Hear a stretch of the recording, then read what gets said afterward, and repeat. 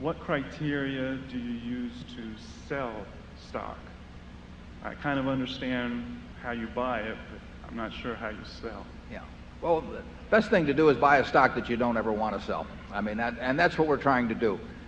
And that's true when we buy an entire business. I mean, we've bought all of Geico, or we bought all of See's Candy, or the Buffalo News. We're not buying those to resell. I mean, what we're trying to do is buy a business that we will be happy with if we own it the rest of our lives, and we expect to with those. It's the same principle applies to marketable securities. You get extra options with marketable securities. You can add to holdings, obviously easier. We can never own more than 100% of a business, but if we own 2% of a business and we like it at a given price, we can add and have 4 or 5%. So that's an advantage. Sometimes if we need money to move to another sector, like we did last year, we will trim from some holdings, but that doesn't mean we're negative on those businesses at all. I mean, we think they're wonderful businesses, or we wouldn't own them. And we would sell, if we needed money for other things.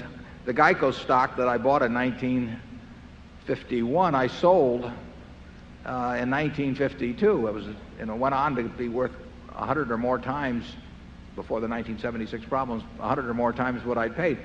But I didn't have the money to do something else. So you sell if you need money for something else. You may sell if you believe that valuations between different kinds of markets are somewhat out of whack.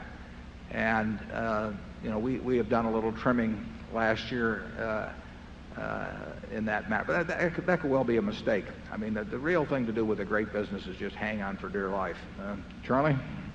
Yes, but the sales that do happen, the ideal way is when you found something you like immensely better.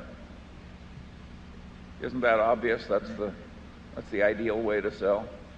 And incidentally, the ideal purchase is to have something that you already like be selling at a price where you feel like buying more of it. I mean, we probably should have done more of that in the past in some situations. But that's the beauty of marketable securities. You really do. If you're in a wonderful business, you do get a chance periodically maybe to double up in it or something of the sort.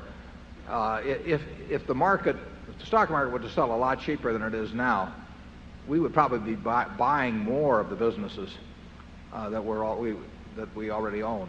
They would certainly be the first ones that we would think about. They're the businesses we like the best. Charlie? Nothing more. Okay.